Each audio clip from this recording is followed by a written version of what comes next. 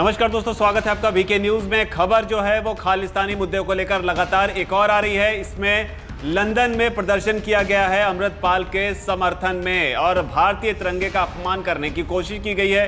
तस्वीरें आप लगातार देख रहे हैं कि किस तरीके से एक भीड़ में ये खालिस्तानी समर्थक जो हैं भारतीय उच्चायोग के बाहर लंदन में पहुंच गए और यहां पर जाकर ये भारत विरोधी नारे लगाने लगे। लेकिन जो बड़ी बात है इसमें वो ये है कि इनमें से एक खालिस्तानी जो है इस इमारत पर चढ़ जाता है और चढ़ने के बाद में जो भारतीय तिरंगा शान से लहरा रहा था उसे नीचे उतारने की कोशिश करने लगता है। और इसकी कोशिश होती है किस तरीके से उस जगह पर खालिस्तानी झंडा जो है वो लगाया जा सके। लेकिन बड़ी बात इसमें यह है कि जब ये तिरंगे का अपमान करने की कोशिश कर रहा था तो भारतीय उच्चायोग का एक अधिकारी वहां मौके पर पहुंच गया और उसने अकेले ही इस पूरी भीड़ से भिड़ने का फैसला किया और वहां पहुंचते ही तिरंगे को अपने कब्जे में ले लिया।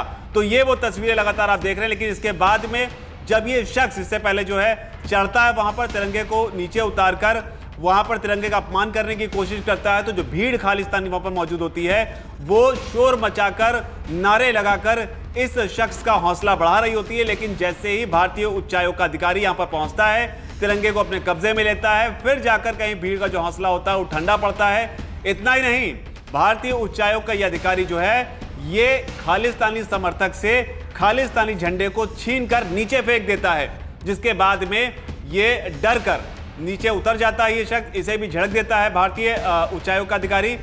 और तस्वीरें लगातार आप देख रहे हैं कि किस तरीके से अकेले ही भिड़ने का फैसला किया और तिरंगे को लेकर जो उसका अपमान करने की कोशिश की जा रही थी उसे अपने कब्जे में लेकर इस तरीके से खालिस्तानियों को एक कड़ा संदेश जो है भारतीय ने दिया है। लेकिन बड़ी बात इसमें यह भी है कि बयान भी लगातार आ रहे हैं। भारत सरकार का जो विदेश मंत्रालय है उसने भी बयान जारी करते हुए स्कॉटलैंड यार्ड की जो पुलिस है, जो ब्रिटेन की सरकार है, जो हाई कमिश्नर हैं, उन्हें लताड़ लगाई है, कड़ी बात कही है जो आमतौर पर डिप्लोमेटिक लैंग्वेज में कहा नहीं जाता है, वो भी आपको बताएंगे। इसके अलावा जो है स्कॉटलैंड यार्ड की पुलिस भी वहां पर पहुंचती है, उसने माना है कि इस तरह की शिकायत उससे मिली, लेकिन आधिकारिक बयान अभी तक जारी नहीं किया गया है। और साथ ही ये वीडियो भी आप देखिए जिसके बाद में जब खालिस्तानियों ने उत्पात किया, इसके बाद में भारतीय उच्चायोग के बाहर किस तरीके से एक विशाल तिरंगा जो है वो लगाया गया, एक कड़ा संदेश देने की कोशिश की गई, बताने की कोशिश की गई कि शान से तिरंगा जो है वो लहरा रहा है। तो ये वीडियो आप देख रहे हैं और इसी कड़ी में भारत के जो विदेश मंत्रालय के प्रवक्ता हैं अरिंदम बागची, उन्होंने बयान जारी किया है। बयान जारी करते हुए उन्होंने कहा है कि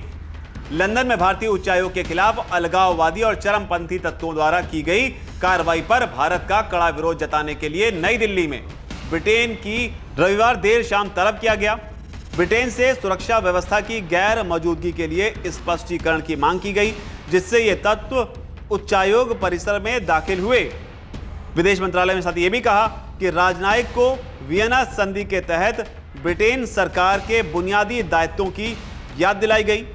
भारत को ब्रिटेन में भारतीय राजनयिक परिसरों और कर्मियों की सुरक्षा के लिए ब्रिटेन सरकार की बेरुखी देखने को मिली है, जो अस्वीकार्य है। तो तल्ख तेवरों में भारत सरकार की ओर से यह विरोध जताया गया है। इसके आगे यह भी कहा गया है, उम्मीद है कि ब्रिटेन सरकार आज की घटना में शामिल प्रत्येक व्यक्ति की पहचान, गिरफ्तारी और मुकदमा चलाने के लिए तत्काल कदम उठाएगी।